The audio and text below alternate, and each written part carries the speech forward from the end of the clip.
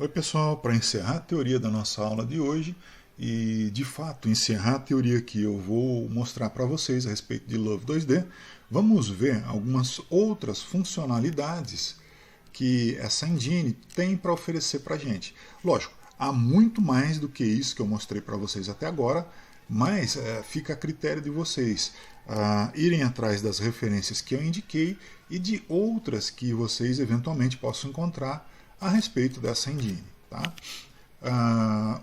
Uma função importante que eu já comentei com vocês é a função random, mas vale a pena a gente falar de novo. Né? A função random ela serve para a gente gerar um número aleatório, desde um valor mínimo até um valor máximo. Então, por exemplo, se eu colocar no lugar desse mínimo 4, no lugar desse máximo 9, esse número aleatório vai assumir algum valor que pode estar desde 4 até 9, por exemplo. Tá aqui um segundo exemplo, né? A essa variável x eu estou atribuindo um número aleatório que pode ser qualquer um, desde 1 até 100. Tá ok? Aqui a gente tem um segundo exemplo, onde isso é feito para preencher um vetor com números aleatórios. Tá? Então isso é só uma revisão de algo que a gente já viu.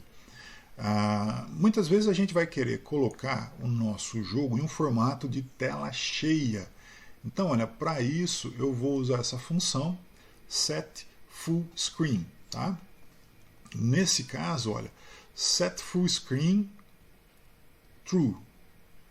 Desktop, ele vai colocar o meu programa em tela cheia na resolução atual do Windows, ou seja, naquela resolução que eu estou utilizando, tá? Se ao invés de desktop eu usar a opção normal, ele vai pular provavelmente para a resolução máxima do meu monitor, ok? E se eu quiser colocar uma largura e uma altura específica na janela do meu jogo, então eu tenho que usar a função setMode e dizer qual é a largura e a altura do meu jogo. Tá?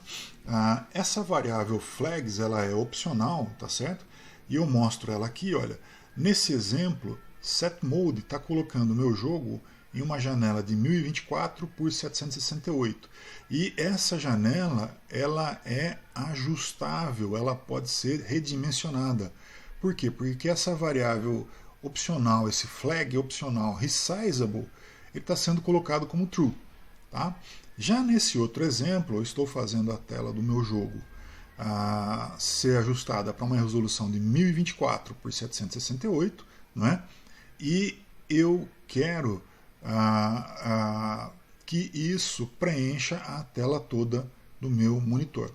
Então, se o meu monitor tiver pelo menos 1024 por 768 pontos, o meu jogo vai ser mostrado em tela cheia. Ok? Eu também consigo mudar o nome da janela gráfica onde o meu jogo aparece. E eu consigo fazer isso usando a função setTitle, né? E usando como parâmetro o título que eu quero que o meu jogo tenha, né? O título da minha janela, o que deve ser escrito na barra de informação da minha janela. Então, setTitle, meu jogo, vai mostrar meu jogo. Vamos tentar desenhar aqui, tá? Aqui está a minha janela gráfica, tá certo? Aqui a gente tem aqueles 3 botãozinhos, X, ou maximizar, minimizar, e aqui, olha, é onde esse título vai aparecer, tá? É nessa região, ok? Eu posso mudar também, pessoal, o fonte daquilo que eu escrevo no meu jogo, né? Para isso eu uso a função newFont. O meu fonte ele tem que estar descrito em um arquivo TrueType, né?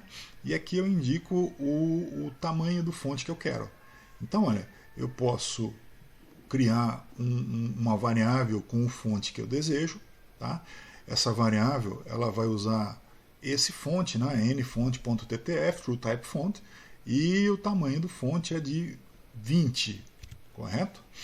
A seguir, para eu poder usar esse fonte que eu acabei de criar, eu uso a função setFont e indico o nome da variável que contém o fonte que eu acabei de definir. Ok?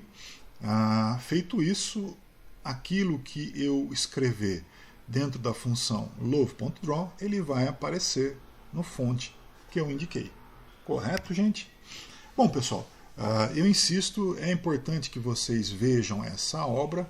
Essa obra ela é muito importante para quem quer programar em Love usando a linguagem Lua, né, para quem quer desenvolver jogos. Então fica essa dica, tá certo? Daqui a pouco eu volto com o exercício da aula de hoje. Até já!